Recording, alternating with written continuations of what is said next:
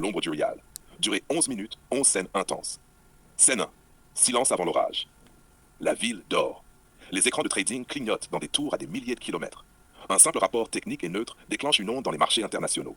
Personne ici ne sait encore que la nuit sera longue. Scène 2. Le chiffre qui vacille. 1-2. Le Rial commence à perdre quelques centimes. Minime, insignifiant. Mais les spéculateurs chuchotent dans les salons de New York et de Londres. Chaque clic déclenche une onde invisible à des milliers de kilomètres. La peur est silencieuse, mais déjà présente. Scène 3. Les murmures de la rue. Dans les marchés locaux, certains commerçants remarquent une baisse de la monnaie. L'huile et le pain deviennent plus chers. Une vieille dame murmure à son voisin. Ça ne va pas durer. Dans l'ombre, quelques poches de panique commencent à se former. Mais rien n'explose encore. Scène 4. Les coups invisibles. 3 ou câblés. Des banques internationales ferment des canaux de paiement. Pas de déclaration publique, juste des lettres et des messages codés. Des contrats énergétiques sont gelés. Les chiffres augmentent. La pression monte. Tout est légal, mais chaque mouvement est un coup invisible. Scène 5. Les défenses secrètes. À Téhéran, dans un bunker discret, les technocrates observent. Les silos alimentaires sont pleins. Les centrales tournent. Les réserves d'or sont comptées, alignées, intouchables. Chaque mesure prépare la population à encaisser, sans alarme publique. Scène 6. L'effet domino. La panique s'intensifie sur les marchés. Les investisseurs retirent leurs fonds.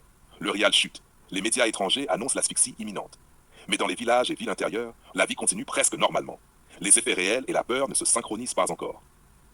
Scène 7. La rue qui attend. Les jeunes discutent sur les trottoirs.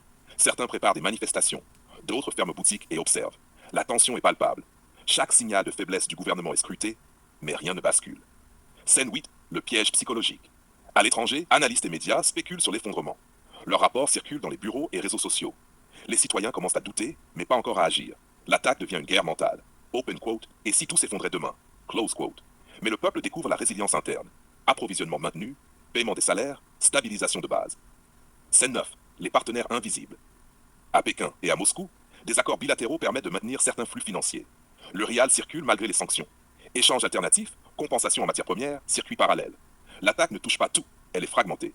Une lueur d'espoir invisible aux yeux des attaquants. Scène 10. La tension maximale. Nzatran.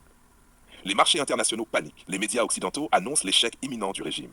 La population locale vit dans une attente incertaine, surveillant chaque prix, chaque ration, chaque chiffre. Tout peut basculer en une seconde. Mais la cohésion tient, silencieuse, invisible, comme un mur de pierre. Scène 11. La révélation finale. Le Rial est faible. Les chiffres sont alarmants. Les attaques ont tout donné. Et pourtant, le régime tient. La population tient. Les réserves ont absorbé le choc. Les circuits alternatifs ont fonctionné. La peur a été maîtrisée. Open quote. Dans la guerre des monnaies, le plus puissant n'est pas celui qui frappe le plus fort, mais celui qui peut encaisser sans flancher. Close quote. Noir écran. Silence. Fin.